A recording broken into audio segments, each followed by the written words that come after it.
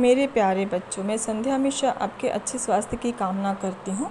आज मैं आपको एक लोक कथा सुनाने जा रही हूँ जो आपके उड़ान पाठमाला के पाठ 6 टिपटिपा से लिया गया है। अब आप सोच रहे होंगे ये टिपटिपा क्या है। बच्चों, इस पाठ में हम जानेंगे कि टिपटिपा क्या है और लोक कथा का अर्थ है लोक या जन समुदाय में प्रचलित कथा जिसमें भाषा, विचार और भावों की सरलता होती है। अब मैं आपको कहानी सुनाती हूँ। एक गांव की छोटी सी कुटिया में एक बुढ़िया रहती थी और उसके पास कहानियों का पिटारा था।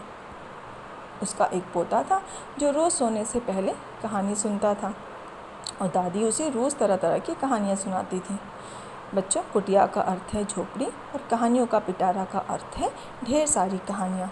आप भी अपनी दादी से कहानी सुनने की ज़िद करते होंगे और आपकी दादी भी आपको नई नई रंग बिरंगी कहानियाँ सुनाती होंगी। बुढ़िया की कुटिया छोटी तो थी ही, उसकी छत भी कमज़ोर थी। उसमें कई छोटे छोटे छेद थे। पोता रोज़ रात को उन छेदों से आसमान पर चमकते हुए तारे देखता था। एक दिन मूसलाधार बारिश हुई। बुढ़िया की झोपड़ी में जगह जगह से पानी टपक रहा था और पोता इस बात से अनजान था और दादी से कहानी सुनने के लिए मचल रहा था। बुढ़िया खींच कर बोली, अरे बेटा, क्या कहानी सुनाऊं? इस टिपटिपा से जान बचे तब ना। पोते ने पूछा, दादी ये टिपटिपा कौन है? टिपटिपा क्या शेर, बाघ, हाथी से भी बड़ा और ताकतवर है? उसी समय मुसीबत का मारा एक बाघ बारिश से बचने के लिए झोपड़ी के पीछे बैठ गया। बेचारा बाघ बारिश से घबराया हुआ तो था ही और बुढ़िया की बात सुनते ही वह और डर गया। उसने सोचा, यह टिपटिपा क्या बला है, जरूर यह कोई बड़ा जानवर है। यह मुझ पर आक्रमण करे इससे पहले ही मुझे यहाँ से भाग जाना चाहिए। बाघ ने ऐसा सोचा और झटपट वहाँ से दुम दबाकर भाग गया।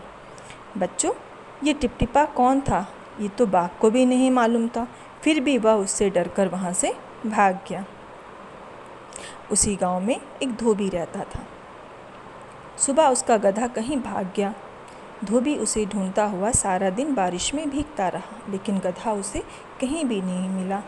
धोबी की पत्नी बोली, जाकर पंडित जी से क्यों नहीं पूछते? वे सबका हाल जानते हैं, उन्हें सबकी खबर होती है, वे ज़रूर बता देंगे कि तुम्हारा गधा कहाँ है। अब धोबी अपना डंडा लेकर पंडित जी के घर की तरफ चल पड़ा। वहाँ जाकर उसने देखा कि पंडित जी के घर में बारिश का पानी भरा है और पंडित जी उस पानी को बाहर निकाल रहे हैं। सुबह से पानी फेंकते फेंकते वह बुरी तरह थक चुके थे। धोबी ने पूछा, महाराज, मेरा गधा सुबह से नहीं मिल रहा है, जरा पोथी देखकर बताइए तो वह कहाँ है? पोथी का अर्थ है किताब। पंडित जी गुस्से में बोले, मेरी पोथी में तुम्हारे गधे का पता ठिकाना लिखा है क्या, जो तुम पूछने चले आए? जाओ, जाकर उसे किसी जंगल या तालाब में ढूंढो। धोबी वहाँ से चल दिया।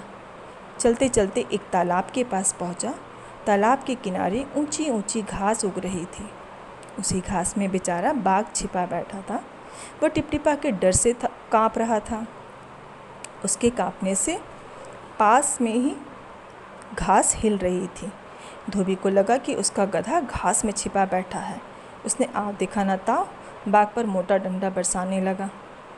बाघ इस अचानक हमले से घबरा गया। डर के मारे बाघ का गला ही बैठ गया। उसकी अक्ल ने भी काम करना बंद कर दिया। उसने सोचा, लगता है यही टिपटिपा है, आखिर इसने मुझे ढूंढ लिया। अब जान बचानी है तो ये जो कहता है चुपचाप करते चले जाओ।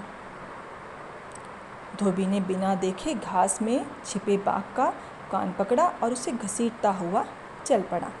चलते चलते बड़बड़ाता रहा, आज तूने मुझे बहुत परेशान किया है और मार मार के मैं तेरा कचूमर निकाल दूंगा। कचूमर का अर्थ है पीट कर बेदम कर देना। बेचारा बाघ भीगी बिल्ली बना धोबी के पीछे पीछे चल दिया और घर पहुंचकर धोबी ने उसे बाघ को खूंटे से बांध दिया। बाघ धोबी के घर बनकर बहुत खुश था। वह सोच रहा था, टिपटिपा के हाथ तो आए पर जान बची तो लाखों पाए। बच्चों, ये टिपटिपा थी बारिश की बूंदें।